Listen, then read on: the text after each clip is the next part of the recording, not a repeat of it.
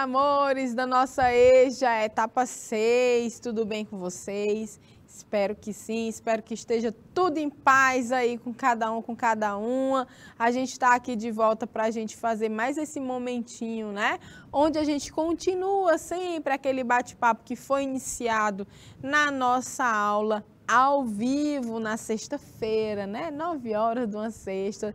Só os fortes estão aqui comigo, não é verdade? Na nossa aula ao vivo. Então, a gente na aula passada, na nossa última aula, onde estivemos aqui tete a tete, a gente fala um pouco, né? Continua essa conversa acerca do eu estudante, a importância da escola para o projeto de vida.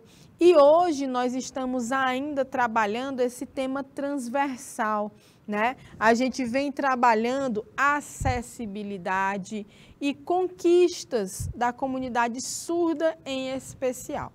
Quando a gente fala de acessibilidade, a gente não está se referindo apenas aos cadeirantes ou às pessoas da comunidade surda, como está sendo colocado aqui para vocês. Quando a gente fala de acessibilidade, a gente também fala, né, de todas as pessoas que precisam de condições especiais para participar de uma determinada situação, de uma determinada coisa, de um determinado projeto, tá bom? De uma determinada atividade ou de um determinado ambiente. Então, isso é acessibilidade. Dar acesso a todos, a todas, a todes, né? Então, falar também como essa acessibilidade ela deve chegar para todo mundo. Tá certo? Então, gente, a gente traz nessa temática, né? Como eu falei na nossa primeira aula, a gente conversou acompanhando esse momento de que também nesse mês de setembro, a gente já está hoje, eu estou gravando essa aula no dia 9 de setembro, na sexta-feira do dia 9. Então, você pode estar assistindo mais adiante, né? Mas hoje, né, assim que começa o mês de setembro, a gente também já começa a nossa campanha, né? Tem uma vinhetinha especial sobre o Setembro Amarelo. Então, esse Setembro Amarelo é uma data instituída, um mês inteiro de uma cor bem vibrante, bem alegre, né? A cor que é onde a gente representa o sol com todo o seu brilho. E aí, esse Setembro Amarelo é para trazer também essa possibilidade de abrir o diálogo acerca da depressão, da ansiedade, do suicídio, das dificuldades que cada um de nós, em algum momento da nossa vida, passou ou passa acerca das nossas questões emocionais, né? E quando a gente não cuida dessa nossa saúde emocional, a gente fica muito vulnerável. Então, quando a gente fala mente sã em corpo são, a gente de fato precisa conhecer que o corpo adoece, mas o corpo adoece também quando a mente, a cabeça, o juízo, como a gente costuma dizer. Meu Deus, meu juiz aqui, eu falo muito. Meu Deus, meu juiz está fininho aqui, está fininha, porque eu já estou agoniada com alguma coisa. Já estou agoniada com alguma coisa. Então, essa saúde mental, ela passa por todos esses aspectos das questões emocionais da gente, né? Quando a gente sofre algum abalo, quando a gente passa por alguma dificuldade, às vezes não consegue lidar com uma frustração. Tudo isso é observado dentro da nossa saúde mental, tá certo? É importante olhar para a saúde mental da mesma forma que a gente olha para a saúde do nosso corpo, tá? O nosso intelecto, as nossas emoções, né? A nossa psique, ela precisa de cuidados também. Existem coisas que desgastam muito a gente emocionalmente, né? Então, a gente tem que aprender a lidar com isso, a conversar sobre isso, né? Entender que tem pessoas que estão à disposição, mesmo que a gente não saiba, né? Então, é importante, por exemplo, se você tem um amigo, uma amiga, um parente, um aderente passando por uma situação de dificuldade, se coloque à disposição. Diga, olha, se você quiser conversar, eu estou aqui para te ouvir. E quando a gente for ouvir, tentar fazer essa escuta ativa, não ficar se metendo, opinando. Às vezes a pessoa só quer botar para fora. Então aprenda a ouvir, boca fechada, ouvidinho e coraçãozinho aberto, para ouvir com empatia, com respeito, as angústias dos outros, né? Então as pessoas, elas às vezes até se envergonham, né, de falar um pouco dos seus problemas, porque às vezes o que parece um problema gigante para mim, para quem está me escutando pode parecer uma bobagem. Mas nem por isso a gente deve minimizar as situações e os problemas que as pessoas passam, porque só quem está na pele que sabe como sente cada situação que passa, né?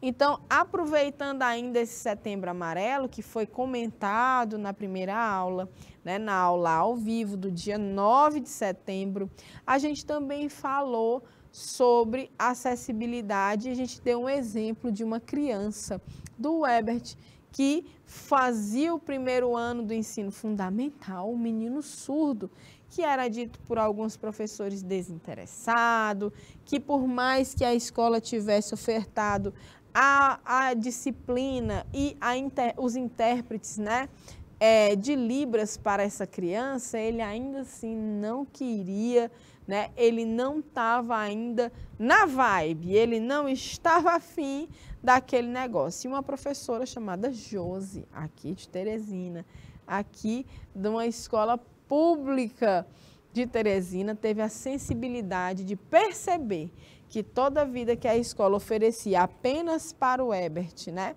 essa alternativa de ensino, né, de ensino-aprendizagem, essa criança ficava mais retraída, porque ele se sentia mais diferente ainda, porque só ele precisava de Libras e o resto da turma não. E aí o que é que a professora fez? Pois o negócio é o seguinte, é Libras para todo mundo.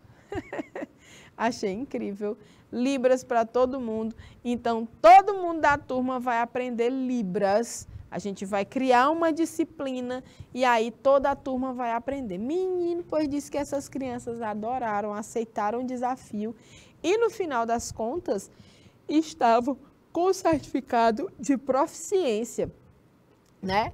Com certificado de proficiência em Libras nível 1, nível iniciante, mas já começavam a se comunicar com essa criança. Então, imagine vocês, por mais que a escola tenha dado aquela alternativa, não era o suficiente para ele ser incluído na turma. Ele estava integrado, mas não estava incluído. Então, a criança precisava dessa inclusão, precisava ser acolhido pela turma, mas era difícil porque eles não conseguiam se comunicar. Agora que todo mundo se comunicava, aí o negócio foi ficando mais tranquilo para ele e ele melhorou o seu desenvolvimento, o seu desempenho, né, na escola. Então, gente, é muito massa quando a gente percebe, né? E depois eu perguntei o que era mais legal na escola. E vieram várias respostas, inclusive a merenda, os relacionamentos, as temáticas, né, e as experiências que passamos, né, nesse contexto, nesse âmbito escolar, durante tanto tempo da nossa vida, né? Então, quando você vai parar para pensar, poxa, eu tenho 36 anos, eu comecei a estudar com 4, meu pai começou a estudar com 7, hoje está cada vez mais cedo, né, o período que a gente entra na escola. Comecei a estudar com 4 anos, então, quando eu fiz 34 anos, já fizeram 30 anos que eu estudo. Olha só, então presta atenção. Aí a gente passa boa parte da nossa vida nesse ambiente de ensino, de aprendizado, né? A gente passa uma parte dessa nossa vida nesse contexto de se relacionar com pessoas que estão ali com alguns interesses em comum, outras não, e aí você vai buscando, né? Quem são as pessoas que vão se aproximar mais, quem você vai manter mais distante. Aí a vida vai levando a gente pelos nossos caminhos, né?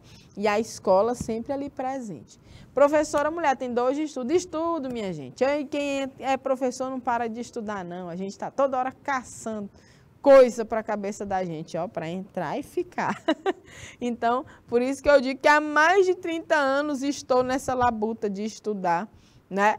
Desde a escola do ensino infantil, ensino fundamental, ensino médio, ensino superior, que foi quando eu graduei, pós-graduação, mestrado, agora eu estou fazendo especialização. Então, a gente não para de estudar. Quando você decide escolher uma carreira que tem relação com o ensino, com a academia, né?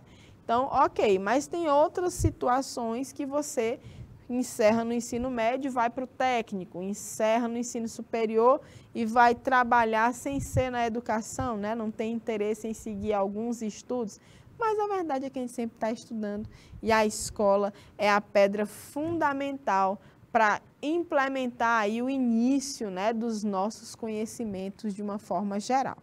Tá certo? Então, ó, vem comigo que a gente vai voltar para os nossos slides, porque eu estava contando uma história maravilhosa para vocês, que já era uma segunda história acerca de obras de arte numa escola. Vem nos slides comigo, vamos lá? Valendo. Olha só. Essa turma, né, a gente está hoje falando sobre o projeto de vida no nosso componente curricular. Opa! Deixa eu voltar aqui, nosso componente projeto de vida. O tema transversal que já aparece na nossa aula de hoje, falando sobre acessibilidade e conquistas da comunidade surda, comigo, professora Amanda, tá certo? Então, eu tinha começado a falar para vocês sobre essa turma, né? Em uma escola municipal de ensino fundamental, lá em São Paulo, capital, né? Um artista chamado Alexandre Truff, de São Bernardo do Campo, chamou 6 amigos outros para participar de um projeto chamado Todo Canto. É um projeto de arte urbana. Por isso que a gente fala, né? O que o grafite pode ensinar a uma escola.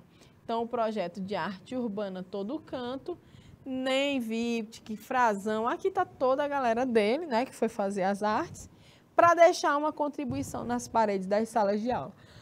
Então, olha só, nessa oportunidade, nessa ocasião, a escola chamou esses profissionais para fazerem artes, né, nas paredes de suas salas de aula. E olha aí o resultado, hein? Grafite em sala de aula, que é parte do projeto de acolhimento da escola em São Paulo. Aqui essas fotos são de arquivos pessoais, né, das pessoas que estavam lá fazendo a arte, fazendo parte desse momento de quase que a inauguração. Gente, olha o tamanho desse mural. É massa demais, né? Não dentro de uma sala de aula, já pensou? Seria maravilhoso se isso fosse em todas as escolas, hein? Então, olha só o tamanho desse mural, mostrando, inclusive, algumas peças de xadrez, né? O peão, o cavalo, você observa que está fazendo alusão às peças de xadrez, essa obra de arte, né? Então, as crianças aí empolgadas, entusiasmadas com essa novidade nas salas de aula, ó. Minha sala está muito massa agora, porque tem um grafite lá, um muralzão gigante, dá para tirar um monte de foto massa.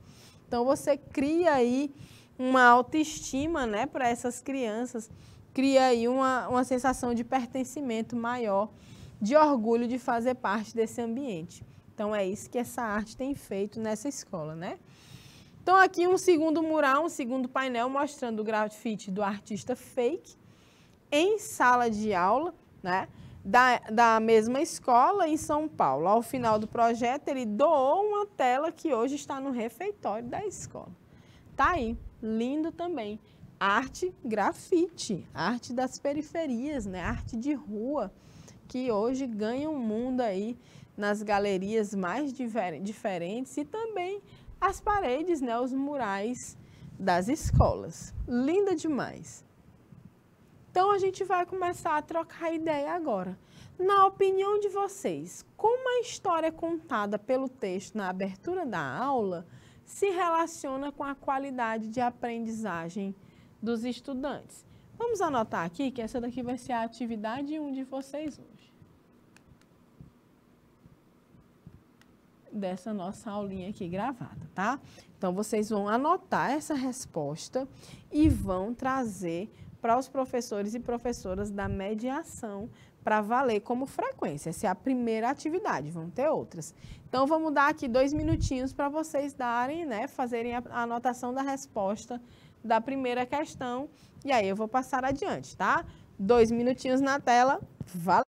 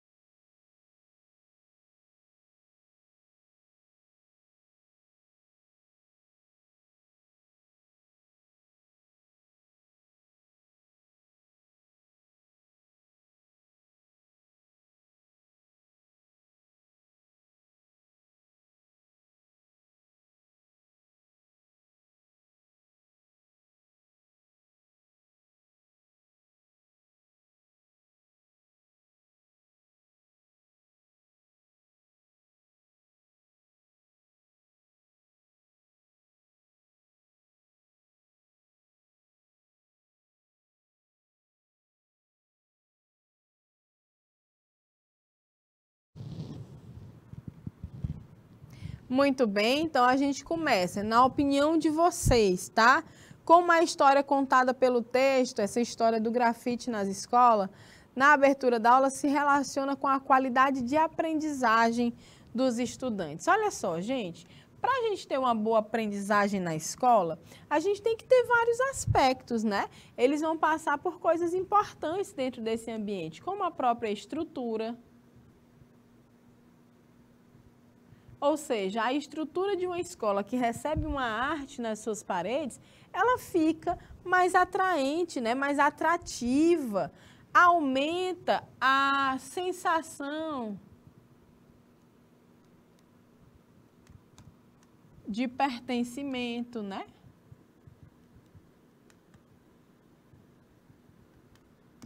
De orgulho, de fazer parte. E por aí vai.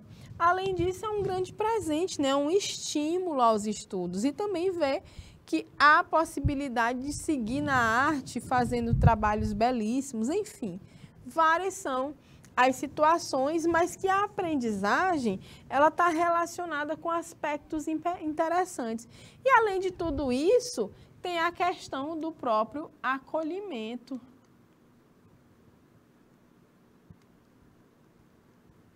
Então, o aluno que recebe um presente desse nas suas salas de aula, gente, ele vai se sentir muito querido, muito bem-quisto, né? Quando a pessoa é muito querida pela escola, eles vão se sentir importantes, vão se sentir acolhidos.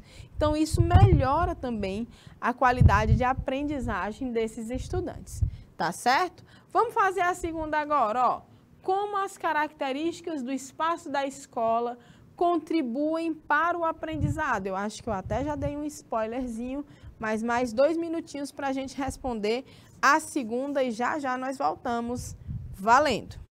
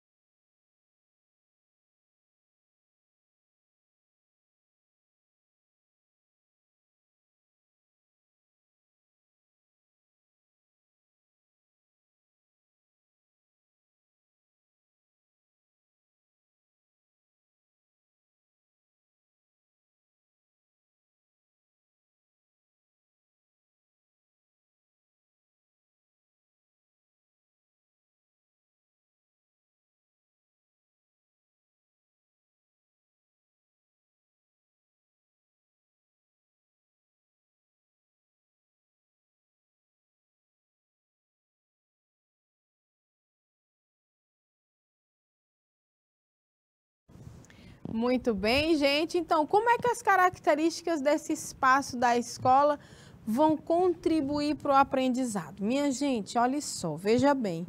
Você entra numa escola, aquele ambiente ele precisa estar limpo, os materiais precisam estar inteiros, não é para estar nada quebrado, os banheirinhos, ó, funcionando, com bastante papel higiênico, por favor, né? De preferência para as meninas, para os meninos, né? Que também precisam. Tem que ter espaço, tem que ter, para mim, uma escola, um lugar, qualquer lugar que seja, ele tem que ter planta. Estruturalmente, uma necessidade estrutural para mim. É muito hostil um lugar sem planta, minha gente. Um lugar sem planta, ele não tem, assim, aquela coisa, sabe, que traz assim você para perto, pelo menos eu, né? Então, o lugar para mim tem que ter verde. Se não, por favor, bota. Se não tiver, bota. Então, olha só. Como é que essas características podem contribuir para o aprendizado, né? Então, uma estrutura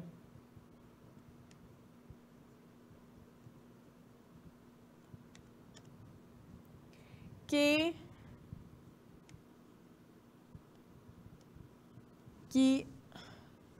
uma estrutura que traga segurança, né? Segura. Uma estrutura que o aluno entra na escola e se sente seguro. Uma estrutura limpa. Organizada. Né?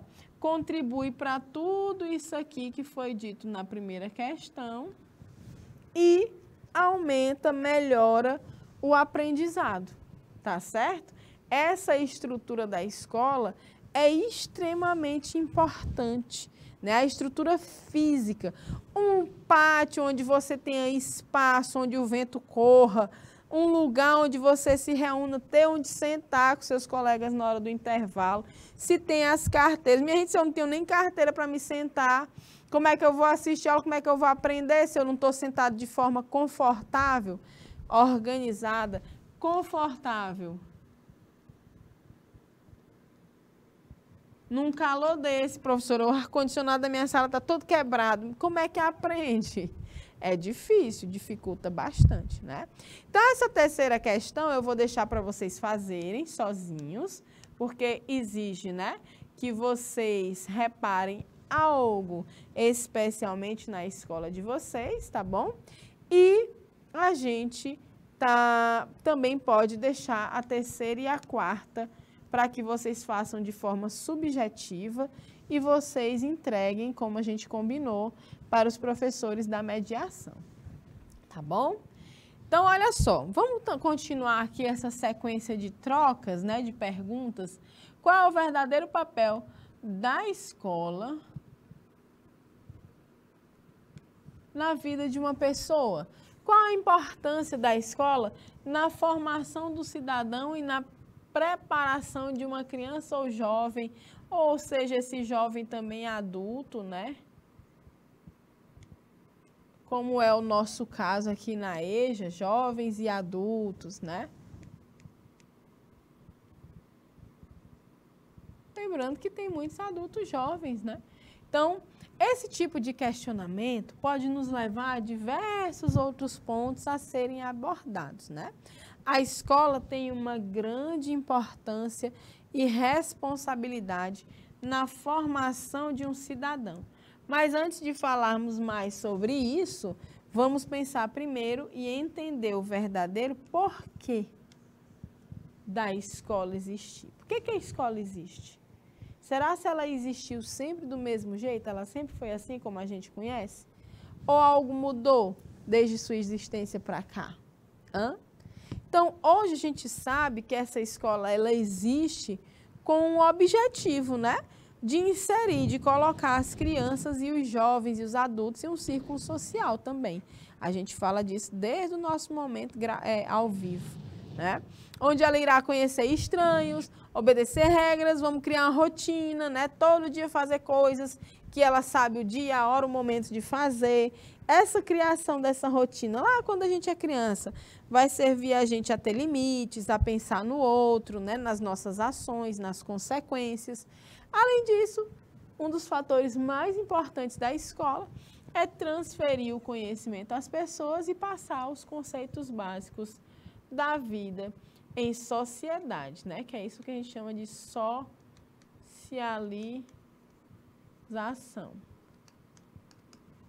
Desde o seu início até os dias atuais, a escola conseguiu moldar-se e adaptar-se às tendências tecnológicas do dia a dia. Com isso, essa escola foi mudando aos poucos para conseguir ser um local adequado para a transmissão de conhecimento. Mas antigamente as escolas elas não eram assim não, elas não eram inclusivas, elas não estavam nem aí. Se tu fosse uma pessoa preta, tu não podia nem entrar na porta, não podia passar nem na porta. Inclusive tem uma imagem de uma mulher, que hoje é uma mulher, mas no tempo era uma menina. A primeira menina negra a pisar numa escola nos Estados Unidos. Tem uma foto fortíssima dela escoltada por policiais. E olhe lá, ela era uma criança. E isso gerou uma onda, né, de revoltas, de complicações ali naquela escola por conta da presença de uma criança negra naquele ambiente. Então, a escola nunca foi, aliás, desculpa, nem sempre foi esse grande mar de rosas que hoje a gente fala de inclusão, de desaprender preconceitos, né? Desaprender situações de opressão, de rotulação, de bullying. Então, hoje a escola está assim, mas ela não era inclusiva. A escola era para filho de rico, era para gente branca. A escola, o ensino superior, era para quem tinha dinheiro, era para filhos de famílias abastadas, ricas. Não era como é hoje, né? Então, hoje o acesso é para todos e todas e todes, tá bom? Então, olha só, nos primeiros anos escolares, a escola tem um compromisso com os alunos, um compromisso de socialização, que é o que a gente já está falando desde o começo da nossa aula, né? Isso vai acontecer porque, em um primeiro instante, os aspectos básicos que devem ser passados aos alunos são os conceitos de convivência em sociedade e respeito. Tudo isso antes mesmo de iniciar a verdadeira alfabetização e a transmissão do conhecimento. Então, em primeiro lugar, é a socialização, tá certo? A socialização é necessária para compreendermos como a vida funciona. O indivíduo, seja criança ou seja jovem como vocês, né, jovens e adultos, necessita, desde cedo, saber quais são seus direitos e deveres. E isso aqui é o que a gente chama de cidadania. Meu Deus, que negócio que ficou esquisito. Deixa eu fazer aqui com marca-texto, que fica mais bonitinho. Então, isso é que a gente chama de cidadania, tá bom? Vamos adiante, então. O que é essa cidadania? A cidadania refere-se a tudo aquilo que está relacionado aos direitos e deveres de uma pessoa ou um povo num determinado território. Então, ela se classifica, se divide entre outros tipos, outros aspectos desse conceito, e a gente traz aqui alguns exemplos para vocês. A cidadania política, a garantia de direitos, a participação política, votar, ser votado, organização em sindicatos e movimentos sociais, né? Hoje é uma cidadania que está ameaçada por causa dos fanatismos, né? A gente está vendo pessoas matando outras pessoas, agredindo outras pessoas por conta de um direito que cada um tem, né? De participar, de votar, de ser votado, caso você seja candidato. Isso é um direito que é assegurado por legislação, né? E as pessoas estão confundindo muito as coisas, tá certo? A cidadania civil, né? A garantia de direitos relativos à liberdade, seja ela de expressão, de locomoção, de credo, né, de religião, da pessoa expressar sua fé da forma que ela acha melhor, de outras liberdades individuais. A cidadania social, quando a garantia de direitos relativos à dignidade da vida humana. Então, aqui a gente já vai observar que é um respeito aos direitos humanos, direito ao trabalho, à alimentação, à moradia, ao lazer, à saúde, à educação. Isso aqui são direitos de todos os seres humanos. Todo e qualquer ser humano tem direito de se alimentar, tem direito a um trabalho digno, tem direito a ter uma casa, uma moradia, não pode estar à toa no mundo. Ao lazer, a se divertir, ter um tempo para se cuidar, inclusive, né, da saúde, a educação e tudo mais. Então, isso é direito da gente, viu? Isso é direitos humanos, né? A história. Ah, direitos humanos só serve para preso. Minha gente, olha, se você se considera um ser humano da espécie Homo sapiens, os direitos humanos vão servir para você também. Não é para bandido como o povo vive falando, tá certo? Então, observe o que faz parte dessa cidadania social. Garantir os direitos relativos à dignidade da vida humana. O respeito aos direitos humanos. Olha tantos. Ao trabalho, a comer, a morar, a ter lazer, a ter saúde, a ter educação. Tudo isso faz parte desse aspecto. E aí, quando a gente fala essas coisas, a gente não está tirando da nossa cachola e das vozes da nossa cabeça, como a gente costuma ouvir na internet, não, né? A gente tem os PCNs, os Parâmetros Curriculares Nacionais. São documentos, né? São parâmetros que existem em documentos, documentos que vão mostrar para a gente qual o caminho que a gente deve seguir, né? Vão direcionar como acontece a educação, tanto a educação fundamental, né? A educação do ensino médio, tudo isso tem alguns parâmetros a serem apresentados para vocês, tá? Então, a gente, quando vai lá para o ensino fundamental da gente, relembrando aqui, né? O MEC, em 1998, mostrou que o objetivo da escola era fazer com que vocês, estudantes, compreendessem a cidadania com participação social e política, assim como o exercício de direitos e deveres políticos, civis, sociais, adotando no dia a dia atitudes de solidariedade, cooperação e repúdio às injustiças, né? Respeitando o outro e exigindo para si o mesmo respeito. Isso aqui é para a gente ser capaz na escola, né? Agora não, isso aqui já era para estar todo mundo ligado, porque isso aqui é lá do ensino fundamental. Posicionar-se de maneira crítica, responsável, construtiva nas diferentes situações sociais, utilizando o código como forma de mediar conflitos e de tomar decisões coletivas. E ainda, conhecer características fundamentais do Brasil nas dimensões sociais, materiais e culturais como meio para construir progressivamente, devagar e sempre, a noção de identidade nacional e pessoal e o sentimento de pertinência do país. Então, a gente só consegue ser um verdadeiro patriota, se a gente conhece a nossa história, para a gente saber quem é que a gente deve ovacionar, quem é que a gente deve jogar no bueiro nessa história toda.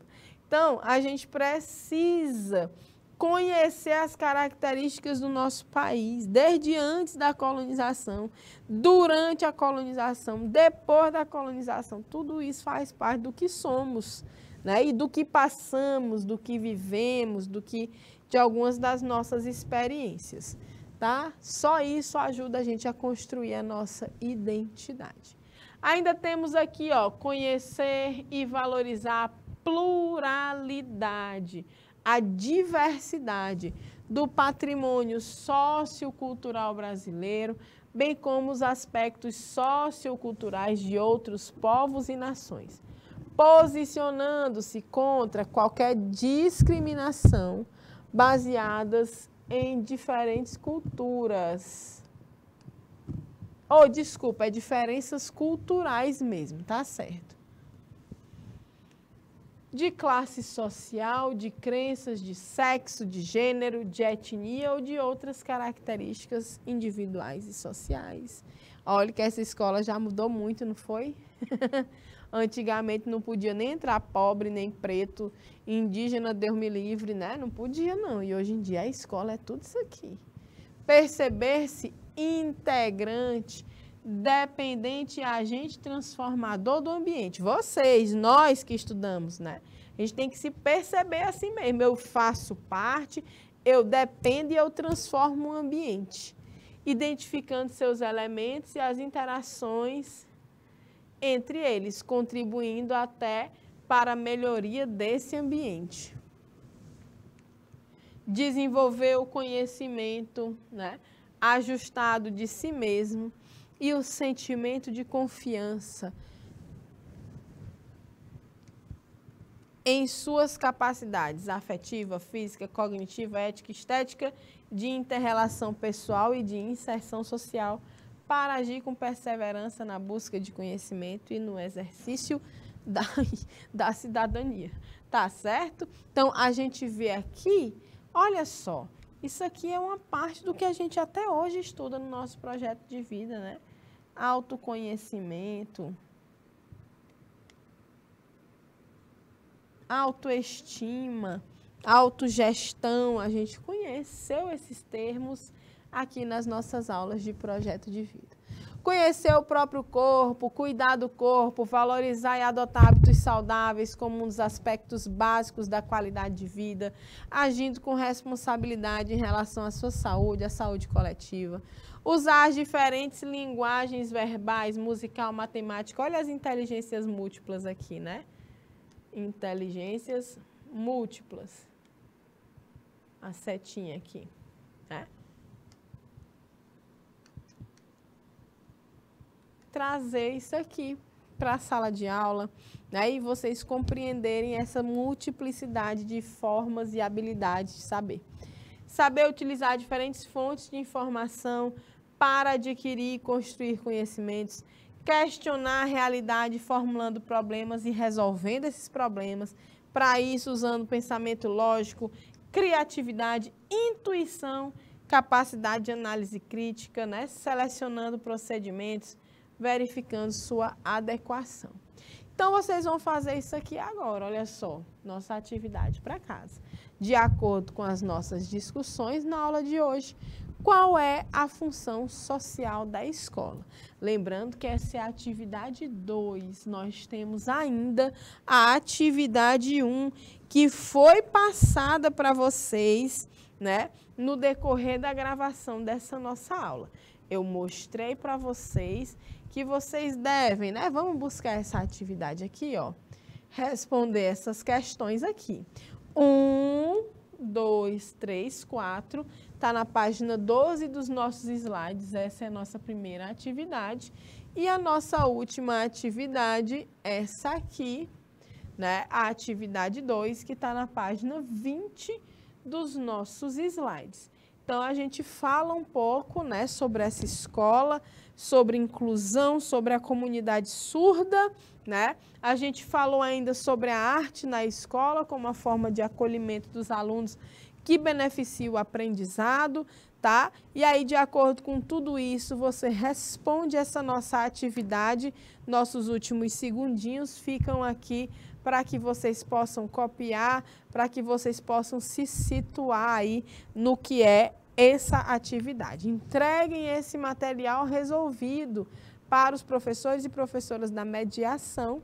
A gente se encontra logo mais, tá certo? Nas nossas aulas ao vivo das sextas-feiras, às 21 horas. Então, vou deixar aqui, ó, um beijo bem grande para cada um, para cada uma.